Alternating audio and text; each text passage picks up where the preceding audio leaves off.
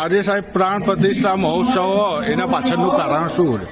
આજે મહેસાણાના આંગણે કાચા માળની અંદર રામ સેવા સમિતિ દ્વારા રામ મંદિરનું નિર્માણ કરેલ છે, જેની પ્રાણ પ્રતિષ્ઠા ફેબ્રુઆરી 4-5-6 તારીખે યોજવામાં આવેલી છે. આજે આંગણે આનંદ અને ઉલ્લાસનો દિવસ છે. આપણી ધાર્મિક આસ્થાના કેન્દ્ર તરીકે આ રામ મંદિરનું નિર્માણ થયું છે.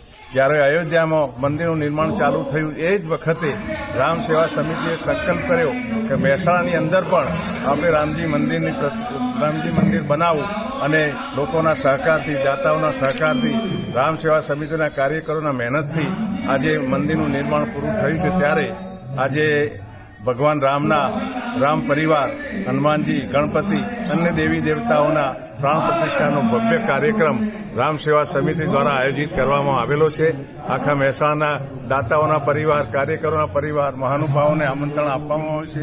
એટલે 3 દિવસ ઉલ્લાસ સાથે આપણે આપણું હિન્દુત્વનો ઉજાગર કરવાના હેતુથી આજની આધ્યાત્મિક 6 તારીખે 12:39 મહાનુભાવો દાતાઓના હસ્તે આની પ્રાણ પ્રતિષ્ઠા થશે.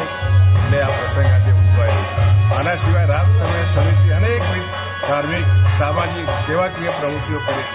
આપ જાણો છો કે ચૈત્ર સુદ 8મના દિવસે ભવ્યતમની રથયાત્રાનું આયોજન રામ સેવા સમિતિ કરી લગભગ 2 થી 3 લોકો રામજીના રથના દર્શન કરવા ઉમટે છે.